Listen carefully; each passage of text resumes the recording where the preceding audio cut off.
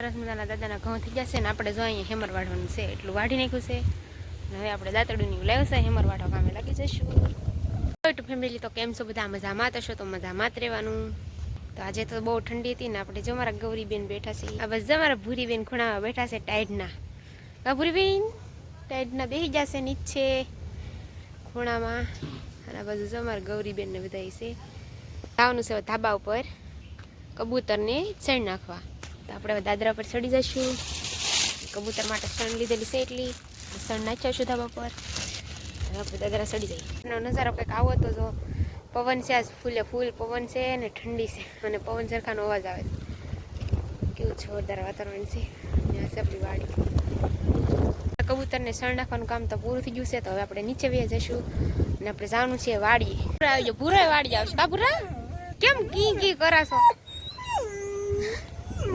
હાલો હાલો ના કબૂતર સણ નાખી દીધો. નીચે આવવાનું છે. કબૂતરને સણ નાખી દીધી છે અને આ બાજુ મારા ભૂરા ભાઈ આવી જશે. હું ક્યાં જતો? ભૂરો તો રમીને વી હશે. બચ બચ હથિયાર લઈ લીધા છે. આપણે જવાનું છે ઝાર વાટવા. આપણી વાડીમાં મકાઈ રસકો ને એવું બધું વાવેલું છે. હવે તો આપણી વાડી કઈ આગી ને આ બાજુ તો ઘર છે અને હામી હામી જ વાડી છે. આપણી વાડીએ જો પોગો આવી જશે. પેલા જો મકાઈ બતાતા ને વિડીયોમાં કવડી મોટી થઈ જશે ને હવે તો છે ને થોડાક દિવસમાં મકાઈ આવી જશે. પીછા તો આવી જશે નાના નાના પણ હવે એમાં દાણા સડી જશે.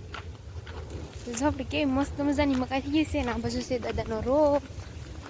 દાદા જો મારથી પણ મોટી થઈ ગઈ કેટલી બધી. જે ખાતાના ઢેગલા હશે ને ડબલ મોટી થઈ ગઈ છે.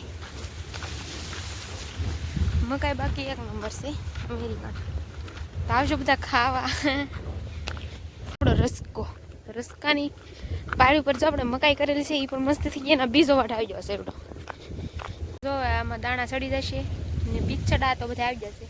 મકાઈ આવી છે શું કહેવાય.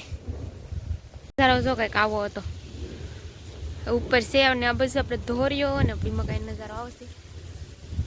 ઉપર તો કઈ દેખાશે નહીં. ડ્રોન લાવવું પડે ઉપર વિડીયો ઉતારવો હોય તો.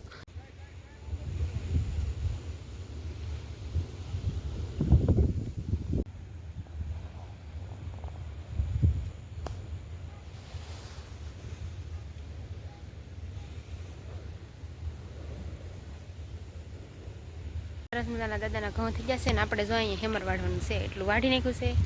હવે આપણે દાંતરડું લાવ્યું છે હેમર વાળવા કામે લાગી જઈશું.